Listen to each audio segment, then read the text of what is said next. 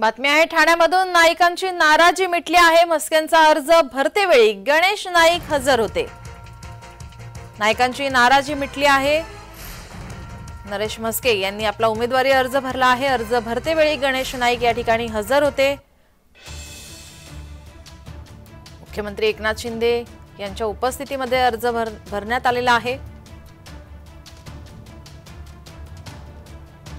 नाराजी होती कार्यकर्त्यांमध्ये, ती आस्ते आस्ते आम्ही काढत आणली आहे। थोड्या वेळामध्ये ती नाराजी पूर्ण दूर होऊन जाईल। मोदीजींच्या करता आम्हाला प्रत्येक 48 जागा प्रतिष्ठेच्या आहेत, ऐकला का?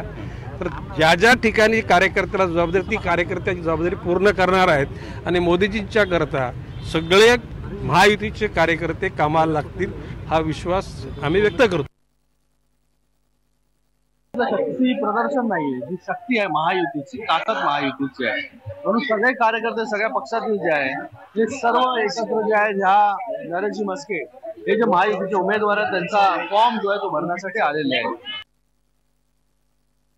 शिवसेनेतर्फे नरेशजी मस्के या सामान्य कार्यकर्त्याला शिवसेनेचे मुख्य नेते लाडके मुख्यमंत्री माननीय एकनाथ शिंदे साहेबांनी ठाण्यातनं लोकसभेची उमेदवारी दिलेली आहे। याचा खूप आनंद आम्हाला राष्ट्रवादीच्या सर्व कार्यकर्त्यांना झालाय आणि राष्ट्रवादीचे सर्व कार्यकर्ते पूर्ण ताकदीनिशी महायुतीचा उमेदवार विक्रमी मताधिक्याने विजयी होईल हा संकल्प आम्ही सर्व कार्यकर्त्यांनी केलेला आहे।